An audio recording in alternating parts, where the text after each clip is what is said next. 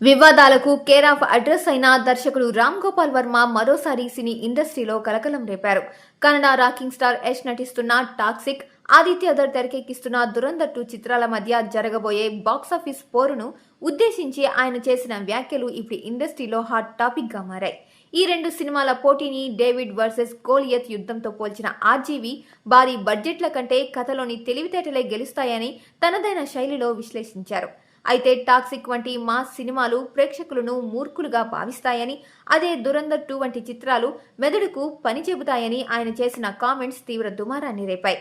Cinema making లో ఉండే క్రూర సత్యాల పేరుతో వర్మ చేసిన విమర్శనలు కన్నడ సినీ అభిమానుల్లో అగ్గిరాజేశాయి. 100 కోట్ల బడ్జెట్తో హీరోలను దేవుళ్లుగా చూపించడం, ఫిజిక్ కు సంబంధం లేని ఫైట్లు, చెవులు పగిలే బ్యాక్గ్రౌండ్ మ్యూజిక్ తో ఈలలు వేయించడాన్ని ఆయన తప్పుబట్టారు. ముఖ్యంగా కేజీఎఫ్ 2 వంటి సినిమాలు మాస్ లోని డమ్నెస్ ను టార్గెట్ చేశాయని, కానీ తక్కువ బడ్జెట్ తో వచ్చి భారీ వసూలు సాధించిన దురంధర్ ప్రేక్షకులు మేధావులని నిరూపించిందని ఆయన పేర్కొన్నారు.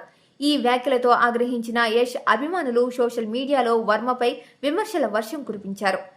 ఇక ఈ వివాదం ముదరడంతో వెంటనే స్పందించిన ఆర్జీవి, రాక్షసులందరికీ నా సమాధానం ఇదే అంటూ మరో పోస్టుతో క్లారిటీ ఇచ్చారు. తాను కేవలం 2 రకాల సినిమా శైలుల మధ్య ఉన్న వ్యత్యాసాన్ని మాత్రమే చెప్పానని, ఏ ఒక్కరిని వ్యక్తిగతంగా కించపరచడం తన ఉద్దేశం కాదని స్పష్టం చేశారు. అంతేకాకుండా మార్చి 19న థియేటర్లో లైట్లు ఆరిపోయినప్పుడు అసలు సిసలు భారతీయ సినిమా ఏదో తేలిపోతుందని వ్యాఖ్యానించారు.